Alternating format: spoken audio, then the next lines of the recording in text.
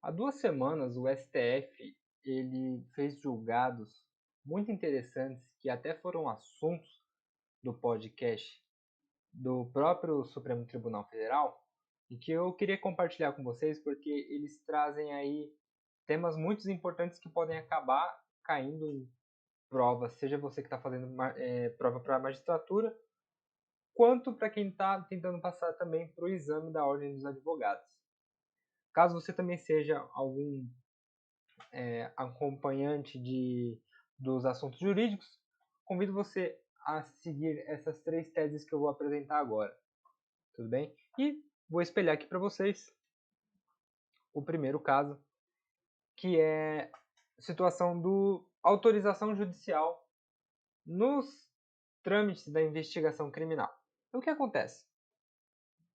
No Código de Processo Penal, tinha a seguinte redação dos artigos, salvo engano, 13A, 13B, em que a autoridade policial, e mais especificamente o delegado de polícia e também o Ministério Público, eles poderiam fazer requisições diretamente para pessoas jurídicas de direito privado que tinham cadastros dos suspeitos que estavam sob investigação, bem como autorização para aquelas empresas de telecomunicações.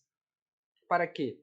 Que elas fornecessem dados a respeito de localização do suspeito que estava sendo investigado.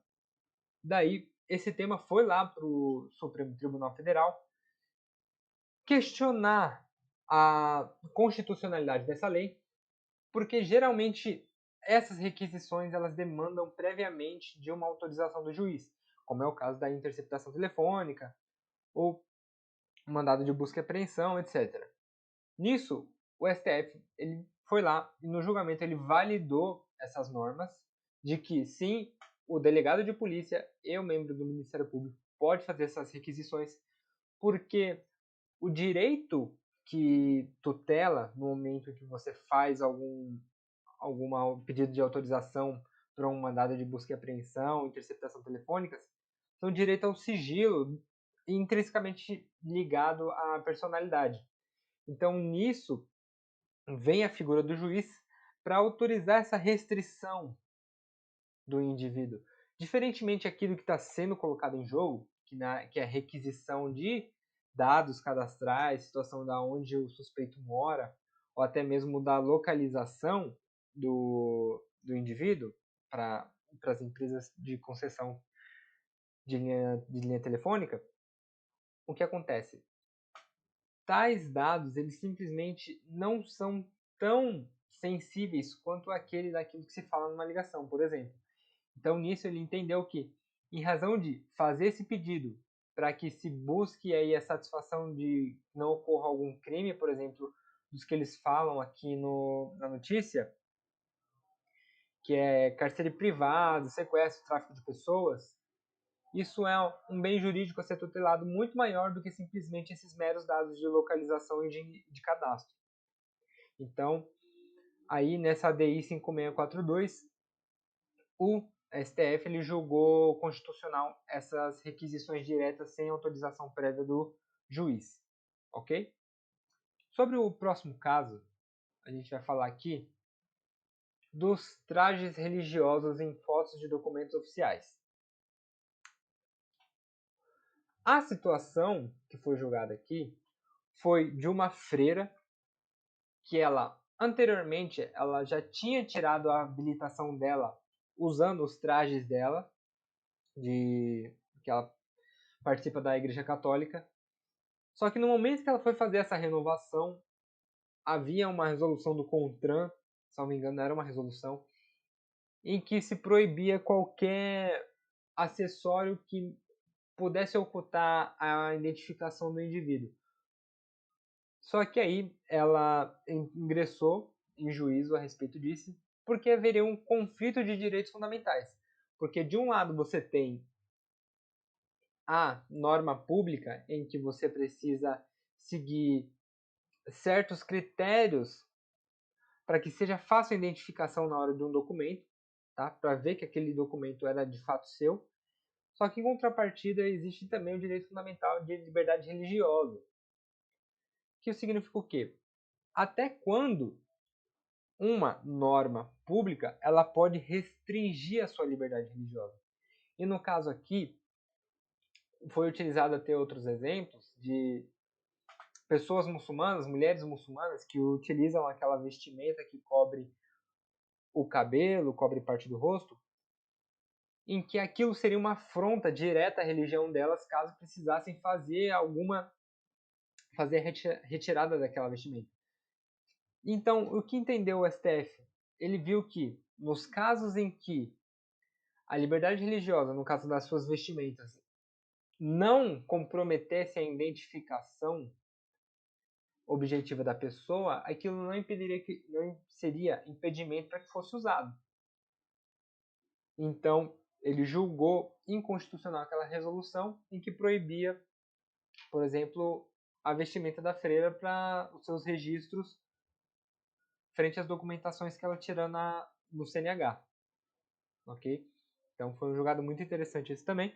E por fim, chegou aqui sobre o cadastro de pedófilos e condenados por violência contra a mulher no estado do Mato Grosso.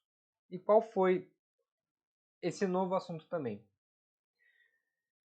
No estado de Mato Grosso foi criado esse cadastro por meio de lei, em que se constava aí pessoas que foram sentenciadas por pedofilia e também violência contra a mulher. A justificativa para que isso fosse retirado era de que a competência era da União, não dos estados, para fazer isso, ok? Só que aí veio o STF também, mostrando que o caráter do cadastro ele é legítimo porque o combate à violência contra a mulher, contra a pedofilia também, são aí tutelas jurídicas que vai além da competência da União, mas tem toda uma sistemática para um combate a isso, tanto é que existem convenções internacionais, salvo engano, a Belém do Pará, que é a prevenção e repressão contra a violência da mulher. Então, esses mecanismos de informações, eles seriam aí mais uns otimizadores, catalisadores para assegurar a proteção da mulher e também contra, né, o combate à pedofilia. Então, ele julgou constitucional esse cadastro, mas teve algumas ressalvas, que é, por exemplo, dos casos que ainda estavam em andamento que poderiam ter recurso. Porque o que acontece? A partir do momento em que você tem um cadastro de uma pessoa que está sendo processada, mas não houve o trânsito em julgado, você vai acabar atribuindo um caráter de condenação sobre a pessoa, só que ainda está em processo. E na própria Constituição já fala que, enquanto não houver o trânsito em julgado, essa pessoa não pode ser considerada como condenada. Então existe aí o princípio da presunção de inocência até o trânsito em julgado. Então eles pediram para retirar isso.